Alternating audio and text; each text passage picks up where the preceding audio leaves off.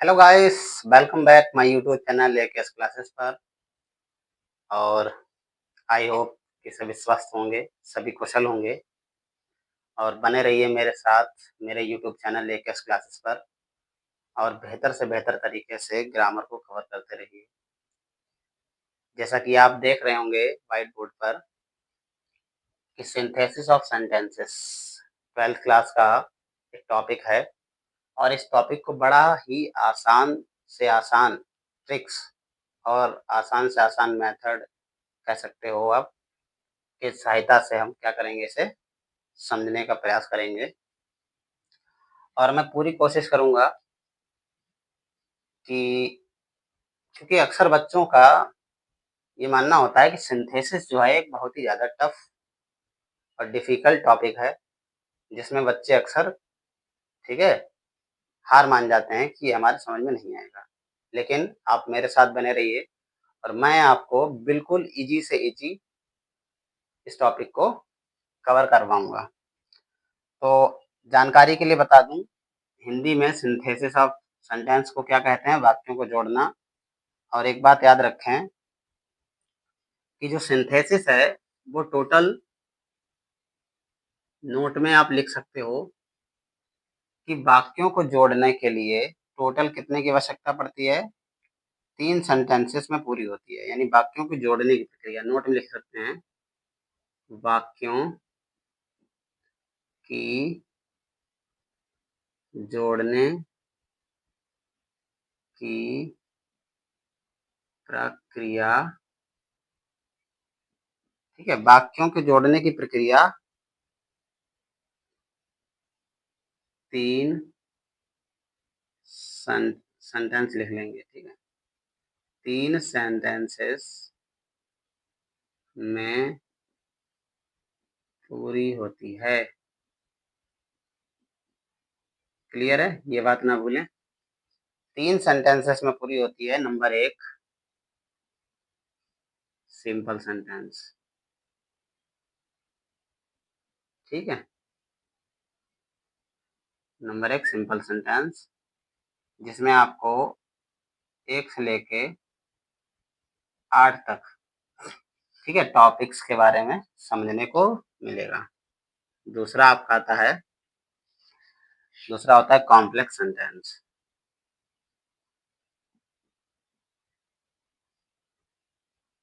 ठीक है। क्या होता है? Complex sentence. इसमें आपको टोटल 4 चीजें, सॉरी 3 चीजें पढ़ने को मिलेंगी, ठीक है। और चौथा आपका आता है कंपाउंड,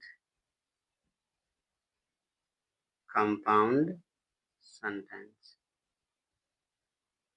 कंपाउंड सेंटेंस में आपको 4 चीजें मिलेंगी। क्लियर है? ठीक, याद रहेगा। अब देखें, सबसे पहले अगर बात करें तो सिंपल सेंटेंस में वो 8 चीजें कौन सी हैं जिनके बारे में, ठीक है, वर्णन किया गया है। तो आई होप ये लिख गया होगा सबका, ठीक। तो हेडिंग डाल दें सभी, सिंपल सेंटेंस।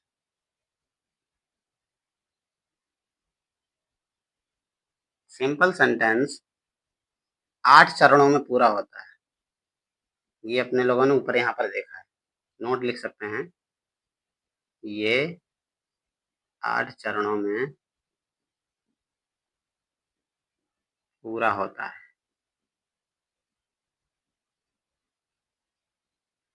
कौन से 8 चरण हैं? विशेष रूप से याद रखें। नंबर 1 पहले लिख लेते हैं, ठीक है, आठों के आठों लिख लेते हैं। नंबर 1 पार्टिसिपल, यानी यूज ऑफ पार्टिसिपल,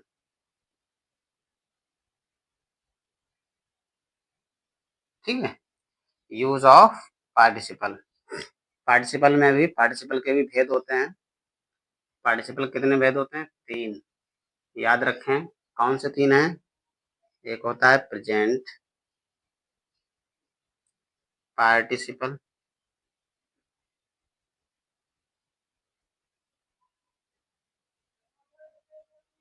दूसरा है बी, परफेक्ट पार्टिसिपल।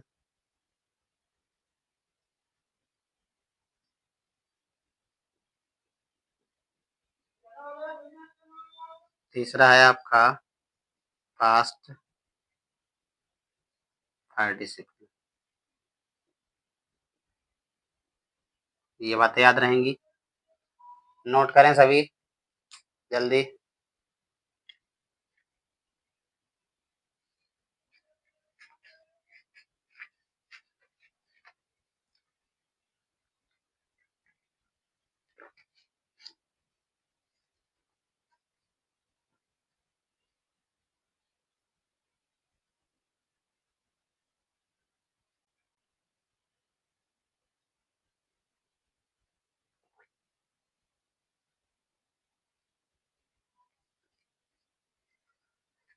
आगे बढ़ें।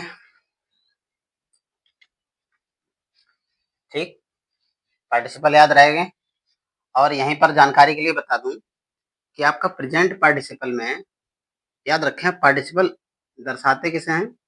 पार्टिसिपल जो दो हैं, एक आपका प्रेजेंट हो गया, ठीक है, एक आपका परफेक्ट हो गया। ठीक है, ये दो पार्टिसिपल यहाँ दर्शा लेते हैं। पार्टिसिपल दर्शाते हैं वर्ब को। ठीक है, ये दो, ये किसे दर्शाते हैं? वर्ब को दर्शाते हैं। तो अलग अलग डिफाइन कर लेते हैं।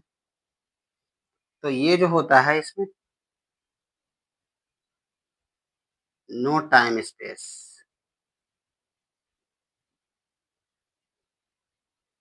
नो टाइम स्पेस, यानी दोनों कार्यों के बीच टाइम की कोई गुंजाइश नहीं। और ये जो है आपका, इसमें टाइम ऑफ स्पेस दे रखा हुआ, या टाइम स्पेस,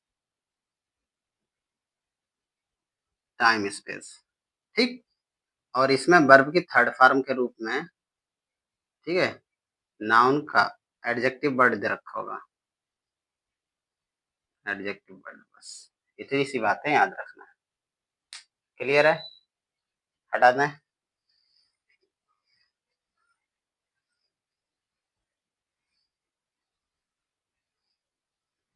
नंबर 2 पे आता है आपका,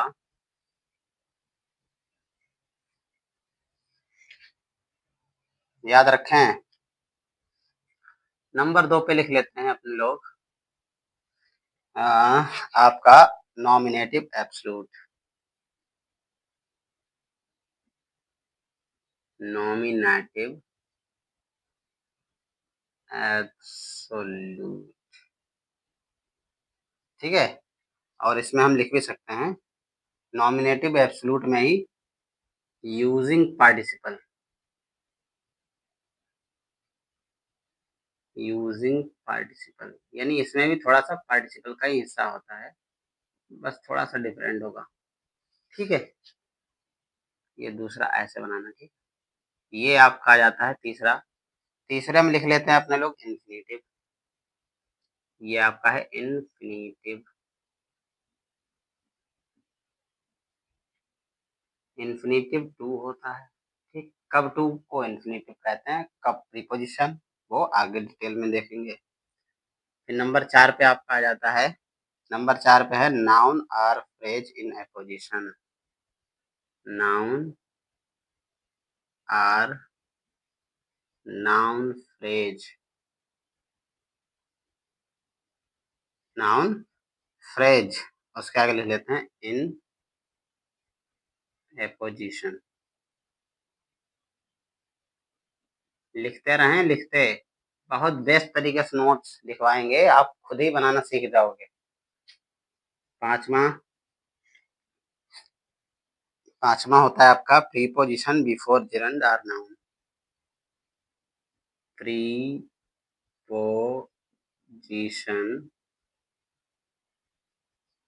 बिफोर जेरंड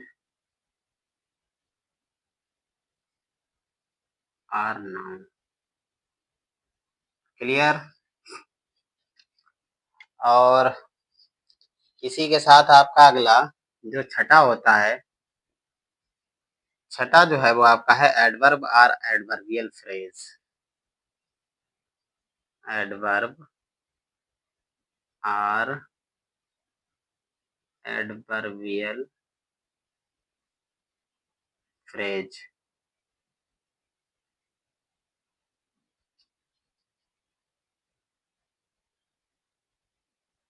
क्लियर है सभी का? फिर आगे आते हैं आपका सातवां। सातवां आपका आता है एडजेक्टिव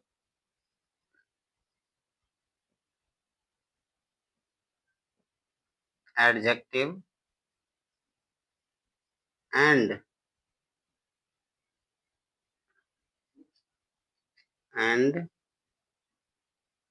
एंडिंग ऑफ वर्ब। ठीक। फिर आठवां आपका आता है, आठवां आपका आ जाता है कंजंक्शन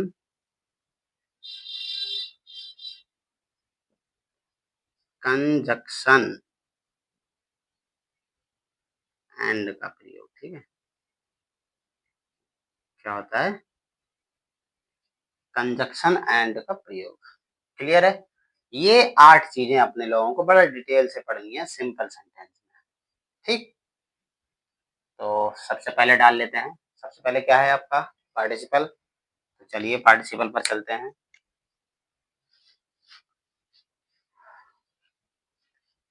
या कहो एक एक करके एक्सप्लेन कर दें ना, पार्टिसिपल पहले पढ़ लेते हैं, है ना।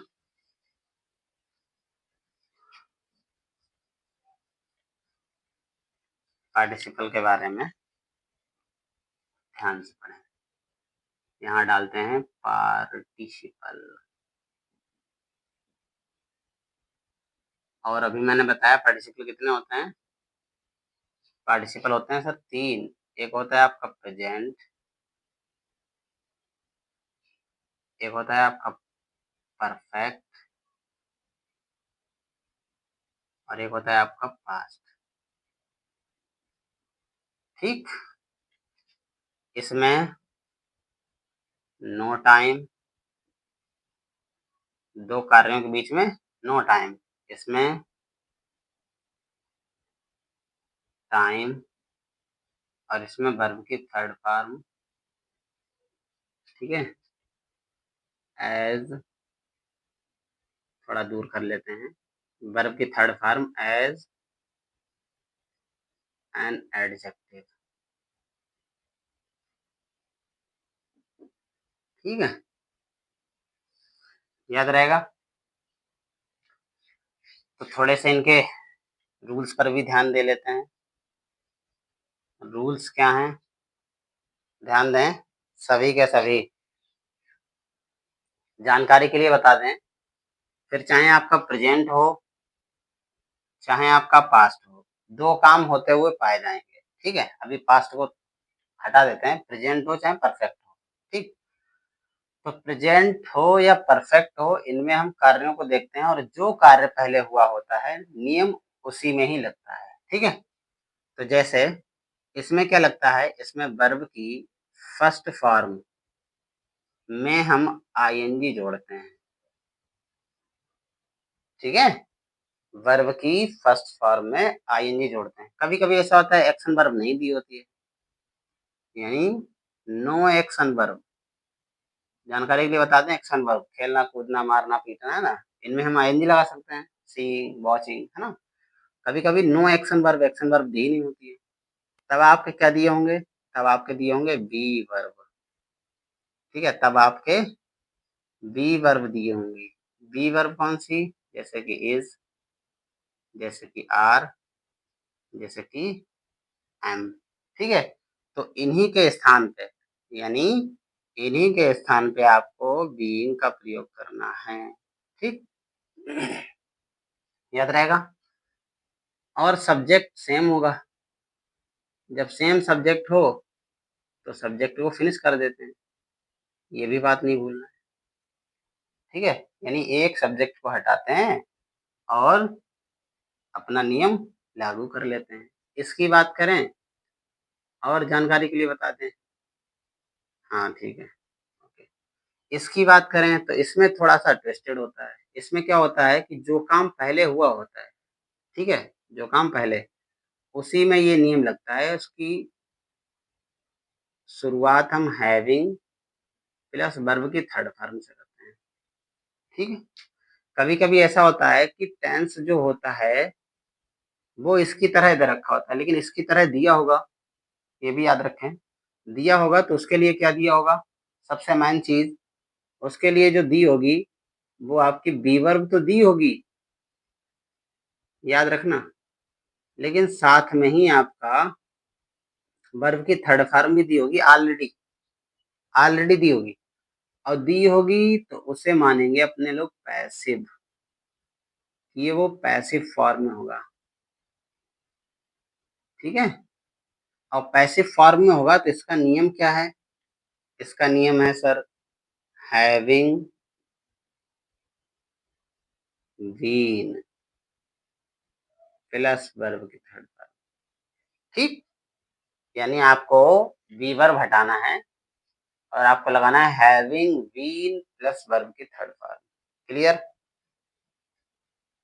ठीक है, नियम समझ में आ रहे हैं? अभी एग्जांपल्स के तौर पर भी देखते हैं। इसमें क्या होगा, इसमें कहीं ना कहीं आपकी वर्ब ही थर्ड फॉर्म के रूप में दी होगी, ठीक है? क्या दी होगी?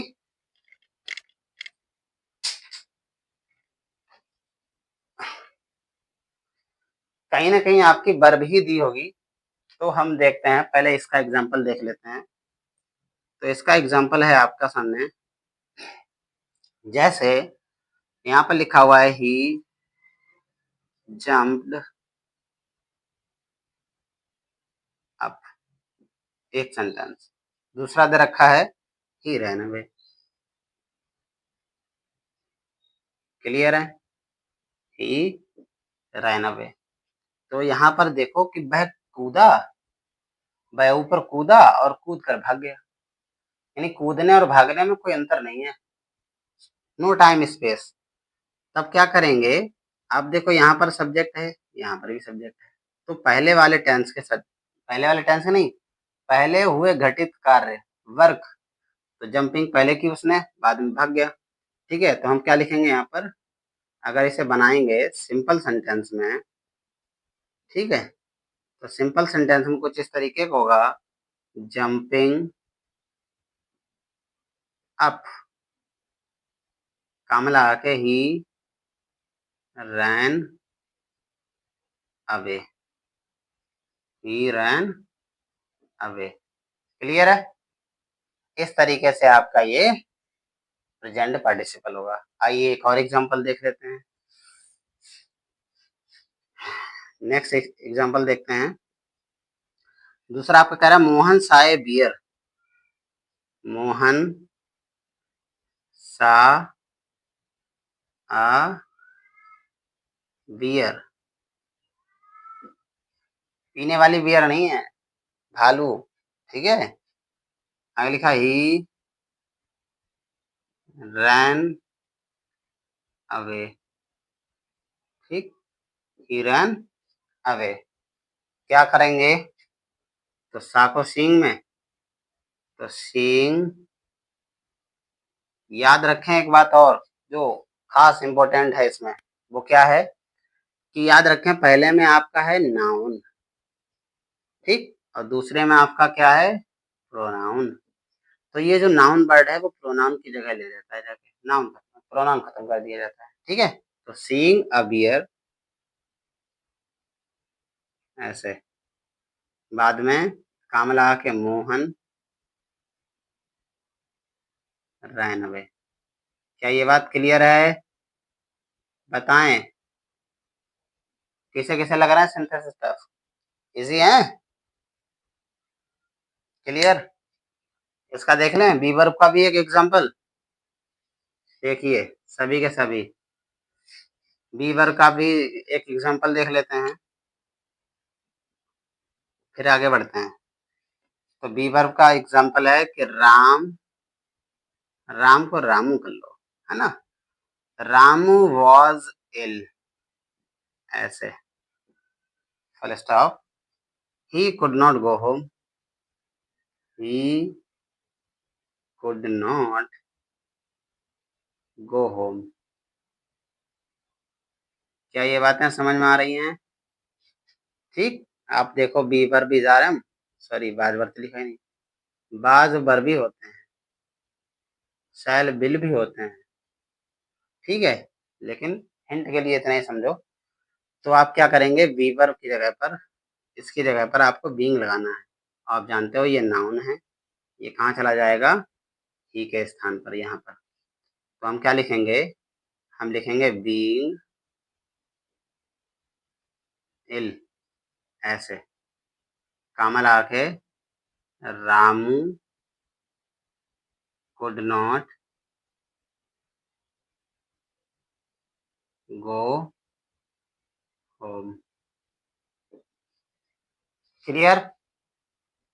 ये भी नियम क्लियर हो गया, ये भी नियम क्लियर हो गया, ये वाला। ठीक है, हो गया। अब कुछ मैं आपको एक अपवाद के रूप में दे रहा हूँ, अपवाद यानी जिसमें आप कुछ नहीं कर सकते हैं। एग्जाम्पल देखें, थोड़ा सा ट्विस्टेड है, बट कोई ज्यादा इतना वो नहीं है। यहाँ पर लिखते हैं बी शाह राहुल, ऐसा करके बी शाह राहुल। ठीक है, बी शाह राहुल। क्या लिख लेते हैं, ही वॉज बीटिंग, क्या कर रहा था, बीटिंग कर रहा था हिज वाइफ। बहुत नालायक था, वाइफ। ठीक। तो क्या है आपका, अभी जो नियम पढ़े हैं उनसे दोनों भिन्न हैं। क्या, कि सब्जेक्ट यहाँ पर भी भिन्न है। ठीक है, याद रखें, या तो सब्जेक्ट का काम दिखाया जाएगा, ठीक, या तो ऑब्जेक्ट का काम दिखाया जाएगा। तो ऑब्जेक्ट क्या है, राहुल। राहुल क्या कर रहा है, वह अपनी वाइफ को पीट रहा है। तो कुछ नहीं, दूसरे सेंटेंस को जब पहले सेंटेंस में ऐड करेंगे तो ही को समाप्त कर देंगे, क्योंकि इसका काम राहुल करने लगेगा। अब जब ही हटेगा तो वॉज हट ही जाएगा। तो हम लिखेंगे वी सा राहुल, कामा लगा के। ठीक है, आप चाहो तो इसे ना हटाओ, क्योंकि राहुल तो है ही, कोई दिक्कत नहीं है। राहुल, ठीक है, वॉज बीटिंग ऐसे हिज वाइफ, ऐसे। ठीक है, was beating his wife. Clear है? तो ये था आपका प्रेजेंट पार्टिसिपल। अब बढ़ते हैं परफेक्ट पार्टिसिपल की ओर। क्लियर? बाकी नियम आपके लिखे हुए हैं, एग्जाम्पल सिर्फ देखना है। ठीक, एग्जाम्पल्स ही देखना है। तो देखें, परफेक्ट पार्टिसिपल में मैंने कहा कि स्पेस ऑफ टाइम दे रखा होगा। ठीक है, तो एग्जाम्पल है आपका, Seema washed her clothes. Seema washed her clothes. ठीक है, Seema washed her clothes, full stop लगा के, she went to market. She went to market, ध्यान दें, मार्केट, ऐसे। सीमा ने कपड़े धोए और वह बाजार चली गई। तो आप जरा ध्यान दें, ये जो दोनों सेंटेंस लिखे हुए हैं, इन दोनों सेंटेंस में स्पेस ऑफ टाइम है ना। कपड़े धोए होंगे, फिर डालने गई होगी, ठीक, सुखाने के लिए, तब जाके भाई मार्केट गई होगी। तो काफी मतलब समय है। तो हमने कहा कि जो ये नाउन होता है ये प्रोनाउन की जगह ले लेता है, इसकी जगह पर जाएगा। अब पहले टेंस में हैविंग प्लस वर्ब की थर्ड फॉर्म लगेगी, तो वॉश्ड है, इससे पहले ले लेंगे हैविंग, ऐसे हैविंग वॉश्ड हर क्लोथ, ऐसे कामा लगा के, सीमा, ठीक है, वेंट टू मार्केट। बोलो, क्या बच्चों समझ में आ रहा है? एक बार कमेंट में यस लिख दो। जिसे जिसे समझ में आया वो एक बार कमेंट में यस जरूर लिखे, ठीक है? जो भी मेरी वीडियो देख रहा है, क्लियर है? अगला एग्जांपल देखें। ठीक, अगला एग्जांपल देख लेते हैं।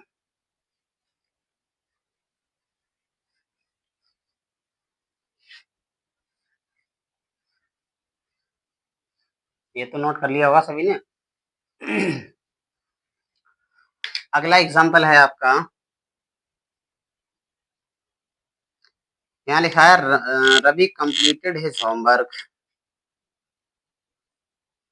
Ravi completed his homework. His homework. He went to play.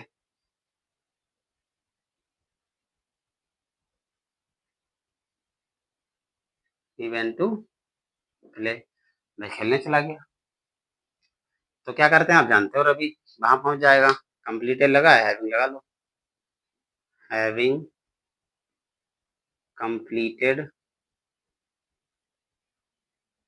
His homework.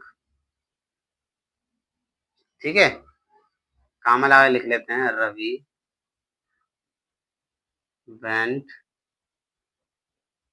To play. बताओ, इतने इजी हैं, इतने इजी। अभी सिर्फ इसकी बात हुई है, ठीक है? अब किसकी बात करेंगे?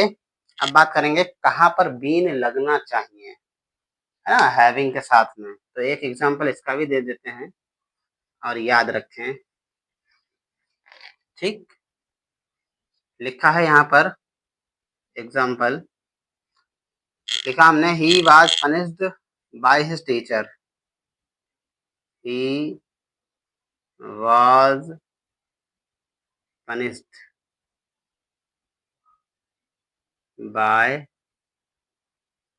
His teacher. ठीक है, बाय हिज टीचर ही फेल्ट सॉरी। यहाँ लिखा ही फेल्ट सॉरी। क्लियर है?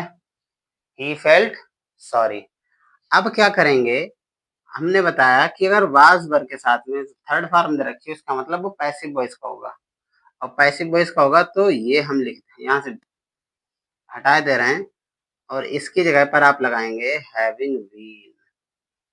क्लियर है? हैविंग बीन, फिर लिखेंगे punished, having been punished by his teacher. Teacher, फिर काम लगा के ही फेल्ट सॉरी। Felt sorry. बताइए, क्या क्लियर है सभी का? है, सभी का क्लियर हो गया? ठीक है, ये आपका था आपका परफेक्ट पार्टिसिपल। और अब बढ़ते हैं पास्ट पार्टिसिपल की ओर, बिना किसी देरी के। ठीक,